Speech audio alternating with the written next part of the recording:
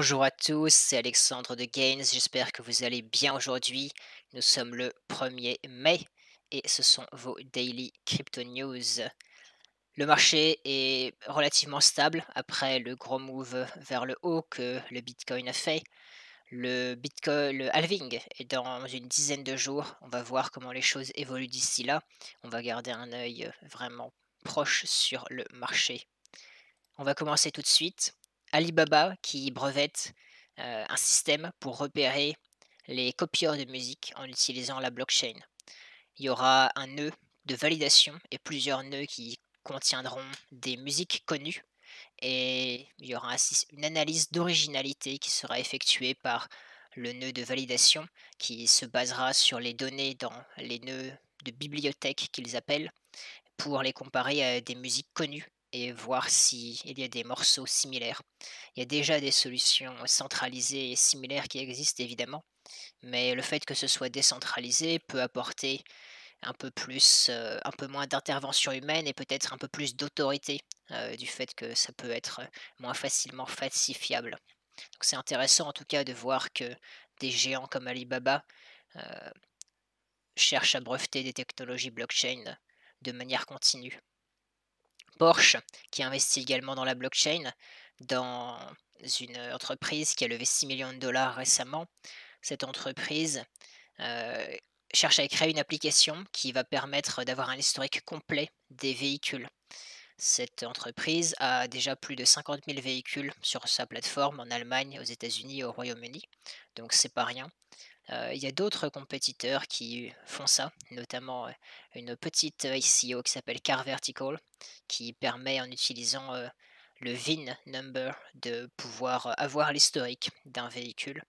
Ça marche pas mal, mais ils ont pas l'air vraiment, de se dégager des fins fonds de CoinMarketCap pour l'instant. Porsche, évidemment, dans, l'industrie automobile, n'est pas la seule entreprise à faire des recherches et des investissements agressifs en blockchain.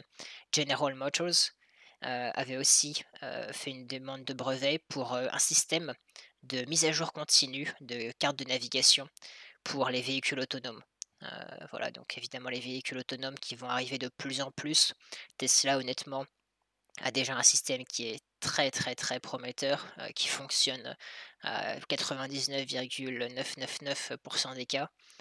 Et un autre exemple, c'est que BMW a révélé son intention de déployer sa chaîne de solutions d'approvisionnement blockchain à 10 fournisseurs cette année. Donc en français moins traduit de l'anglais, ça veut dire qu'ils vont utiliser la blockchain pour la supply chain.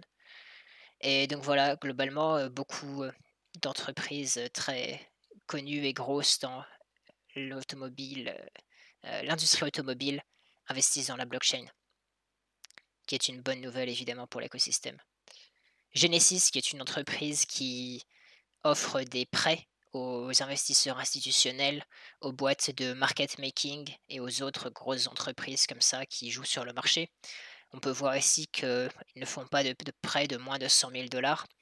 Eh bien, cette entreprise a prêté pour un total de 2 milliards de dollars au premier trimestre, ce qui est tout de même très important. Et on peut même voir qu'ils avaient à un certain moment plus d'1 milliard de dollars en prêts actifs. Évidemment, ils ont été touchés par le crash qu'il y a eu en mars, mais ils ont tout de même, réussi à rebondir de manière, assez positive. Donc ça montre quand même qu'il y a beaucoup de demandes encore dans le marché. Telegram, qui, vous le savez peut-être, a fait l'une des plus grosses ICO, ils ont levé 1,7 milliard de dollars, ce qui est énorme.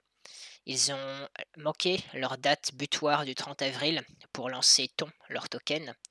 Et donc ils ont proposé 2 options à leurs investisseurs, soit un remboursement immédiat à hauteur de 72, c'est-à-dire que pour chaque dollar ou euro investi, vous récupérerez 72 centimes, ou alors, si vous êtes patient et que vous souhaitez attendre, vous pouvez avoir, un rendement de 10 gratuit sur investissement, vous récupérez 110 de vos fonds dans 12 mois. Voilà, sachant qu'évidemment ce retard que Telegram a encouru est principalement dû à tous les allers-retours qu'il y a eu, toutes les discussions avec la SEC, l'équivalent, américain de l'AMF, le régulateur, voilà qui, interrogé Telegram sur comment, ils utilisaient leurs fonds, sur leurs plans, sur, leurs tokens, tous ces détails-là évidemment qui ne sont pas forcément des détails et qui pour un projet d'une telle envergure ont nécessité beaucoup de discussions et les discussions ne sont pas terminées. Donc voilà, curieux de voir ce que la plupart des investisseurs vont choisir. Honnêtement, peut-être que, choisir le remboursement immédiat à hauteur de 72 est la meilleure option économiquement. Parce que voilà, si vous les mettez dans le bitcoin, maintenant, peut-être que dans un an, bah, ça aurait fait x2 et donc vous serez à 140 au lieu de 110. Évidemment, c'est toujours difficile de savoir. Et la dernière nouvelle d'aujourd'hui, c'est que ICE, ou autrement dit, Intercontinental Exchange, la société mère de Bakkt, a dépensé près de 300 millions de dollars pour acquérir, le fournisseur de récompenses de fidélité. Donc en fait, c'est les points de fidélité que vous pouvez avoir dans n'importe quel magasin, qui s'appelle Bridge2 Solutions. Comment ils ont fait? En fait, ils ont simplement racheté des parts petit à petit sur les marchés. Donc, voilà, ça leur a coûté un certain, petit pactole, on va pas se mentir. C'est pour ça d'ailleurs qu'ils ont levé des fonds. Ils ont levé, bah, exactement le montant qu'ils ont dépensé dans, une série B.